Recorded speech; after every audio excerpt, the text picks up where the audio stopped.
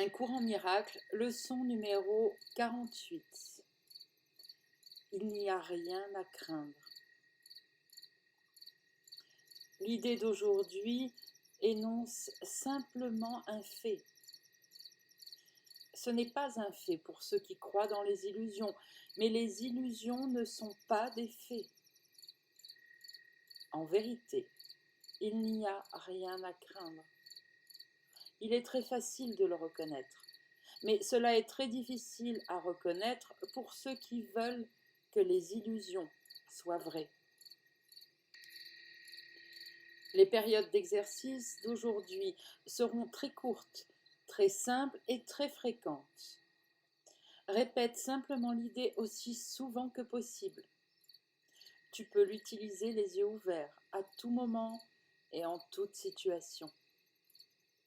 Il est toutefois fortement recommandé de prendre 1 minute environ, quand tu le peux, pour fermer les yeux et répéter lentement l'idée, plusieurs fois.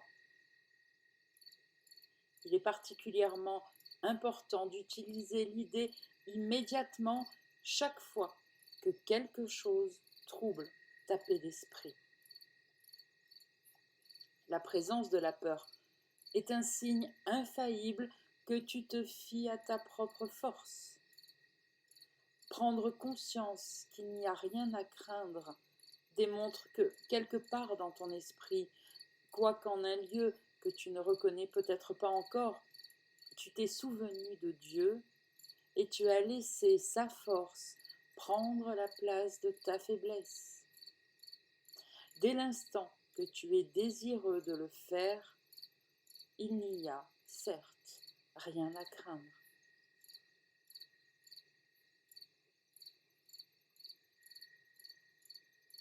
Commentaire par Sandrine Lamec, Atteindre l'éveil par l'amour. N'est-elle pas merveilleuse, l'idée du jour, mes amis?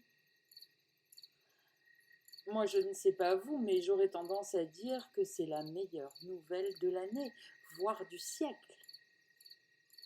La présence de la peur est un signe infaillible que tu te fies à ta propre force. Voilà la phrase clé de cette leçon, celle qu'il faut garder en mémoire pour pouvoir switcher dès qu'une contrariété se présente dorénavant à vous dans votre journée et dans votre vie. Car le titre de cette leçon-là, vous ne l'oublierez plus jamais, j'en suis sûre.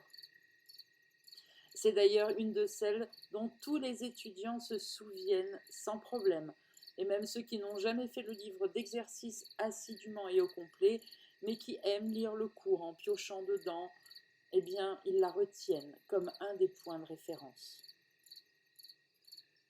Comme vous avez dû vous en apercevoir maintenant depuis un moment, il y a des leçons qui demandent plus d'explications, qui sont plus intenses au niveau du mental, de la réflexion que d'autres. Et ensuite, pour contrebalancer, il y a des leçons d'application qui ne demandent pas beaucoup de réflexion, voire pratiquement aucune. Celle-ci en fait partie. Pour ces leçons d'application, je vais plutôt vous proposer des extraits des chapitres du cours qui s'y rapportent pour étayer l'idée.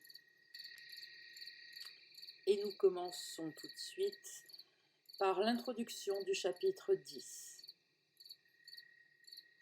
Rien au-delà de toi ne peut te rendre apeuré ou aimant, parce que rien n'est au-delà de toi.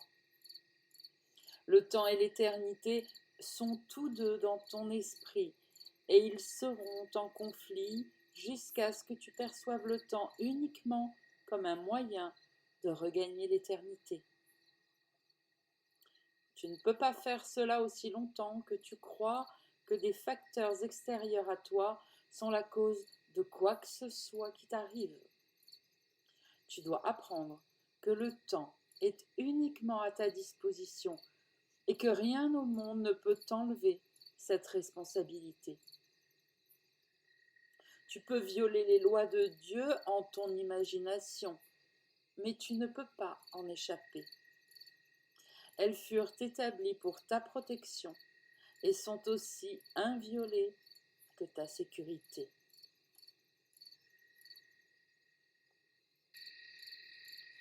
Vous vous êtes peut-être déjà demandé quel était le sens de la vie, n'est-ce pas? Eh bien, l'extrait que vous venez d'entendre peut certes vous troubler sur le moment, car il répond à cette question, mais d'une façon tout à fait inédite. Continuons maintenant avec le chapitre 10, section 5, paragraphe 5. J'ai dit plutôt que de toi-même tu ne peux rien faire, mais tu n'es pas de toi-même. Si tu l'étais, ce que tu as fait serait vrai, et tu ne pourrais jamais t'échapper. C'est parce que tu ne t'es pas fait toi-même que tu n'as pas besoin de te troubler pour rien. Tes dieux ne sont rien parce que ton Père ne les a pas créés. Tu ne peux pas faire des créateurs qui ne sont pas comme ton Créateur, pas plus qu'il n'aurait pu créer un fils qui n'était pas comme lui. Si la création est partage, elle ne peut pas créer ce qui n'est pas comme elle. Elle ne peut partager que ce qu'elle est. La dépression est isolement. Ainsi, elle ne pouvait pas avoir été créée. Inutile de se troubler pour rien. Vous savez, comme lorsque l'on était enfant. Redevenez des petits-enfants. Vous connaissez tous cette phrase, j'en suis sûre. Voilà ce qu'elle signifie. Retrouvez l'innocence et l'insouciance, car vous savez que votre Père est là et qu'il s'occupe de tout. Sauf si vous ne le laissez pas faire et pensez savoir mieux que lui. On continue, chapitre 10, section 5, paragraphe 9. Seul l'Éternel peut être aimé, car l'amour ne meurt pas.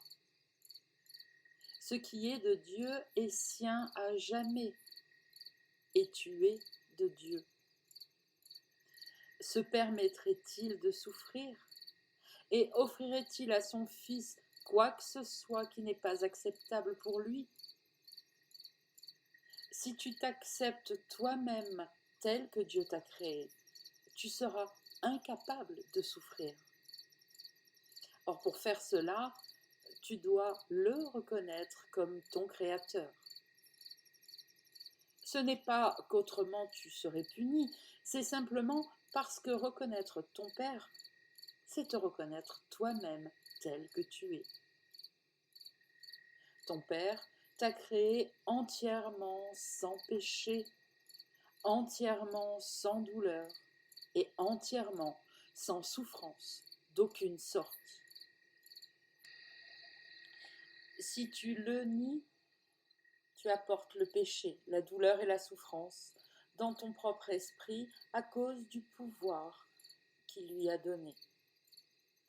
Ton esprit est capable de créer des mondes, mais il peut aussi nier ce qu'il a créé parce qu'il est libre. Voilà pour aujourd'hui. Beaucoup de belles réalisations peuvent sortir de la leçon du jour si vous lisez toutes ces idées en profondeur avec votre cœur qui symbolise votre pur esprit plutôt que votre tête qui symbolise votre mental et donc l'ego.